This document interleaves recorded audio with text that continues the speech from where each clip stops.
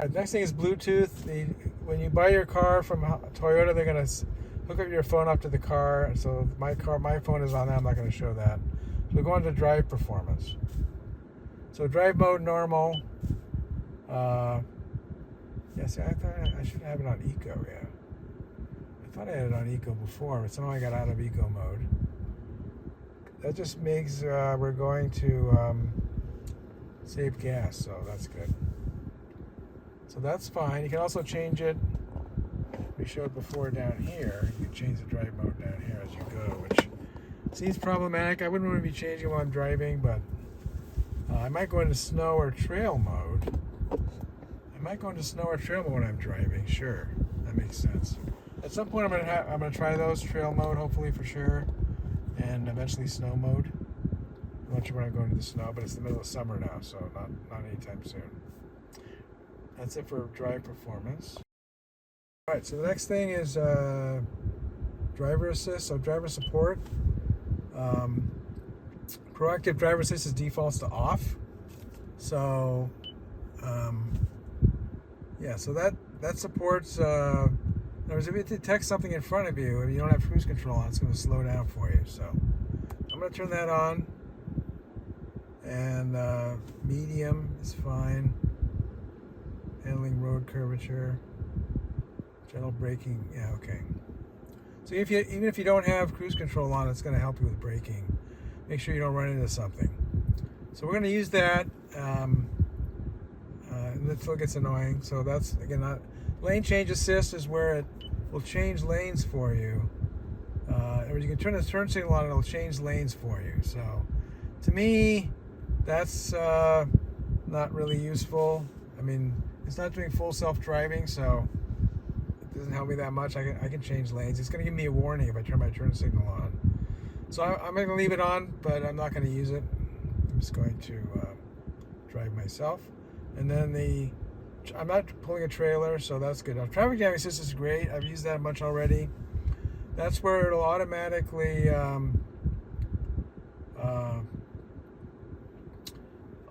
slow down even to 0 on the freeway if you're in a stop and go traffic. So that's super helpful. I'm using that all the time. I have noticed this message coming up. It keeps asking me to record the driver. I'm going to turn that off because I don't want to see that message anymore. So I don't want them recording me when I'm driving. And then traffic jam assist, dynamic cruise control. That works great too. One thing the rep told me about is that he thought that reducing speed on curves is probably too aggressive on the medium setting. So I'm going to say low. Change that to low. I'll have to come back with you and see if I like that or not. But so far it's been on medium. It's okay, but it does seem like it slows down more than I would if I was driving on my own. So I want to turn it off. We should slow down going around a curve, so that's good. And then parking assist, I went over that in another video. The most valuable thing is the panoramic view where you see your whole car from a top-down view. I've showed that. That's super valuable. The parking assist has been hit or miss so far. If there's cars parked on either side of a parking place, the last couple times I tried it, it said it was too narrow. Where I had no problem going in there and even backing in using just the overhead camera and the backup camera. So backup parking assist, I think so far it would only be useful, as I said in the other video, I think when you're doing parallel parking. Takes more skill to do that, and also assists you exiting so that you don't run into people in front of you. But again, if you have the overhead view that has the lane that shows what yellow lines where your car is going to go, and you're not going to hit that car, and it's going to warn you if you get too close to a car. I don't think that the automatic parking is even for parallel parking, getting out of the parking place is that great. So, okay, collision mitigation, yeah. So I like all that. It's going to detect if you try to exit your car and there's a car coming. Why not? That's all great.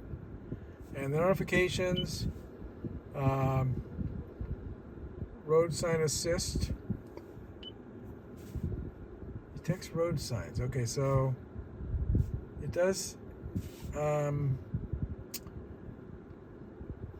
It does show you on the display, the drive display, what the speed limit is. Also on the heads-up display.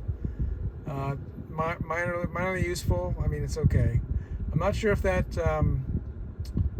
It looks like it's detecting it by the camera. That's interesting. I thought it was only due to the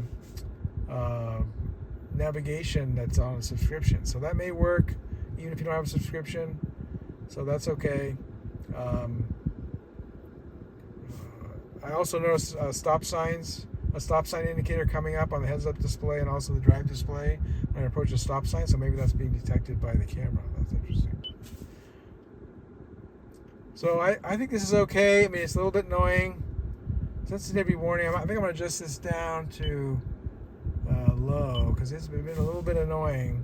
I don't think that I'm not looking, and maybe I've got my looking, just away for a second, and it seems overly sensitive to me. So I'm going to put it on low. I'm not going to turn it off. The rep did warn about that it could be annoying. So take a break if the vehicle is swaying. That's interesting. Yeah, sure. If I'm falling asleep, I want the car to help me and say, hey, wait a minute, take a break. So I'm going to leave that on. All right, that's all for driving assist.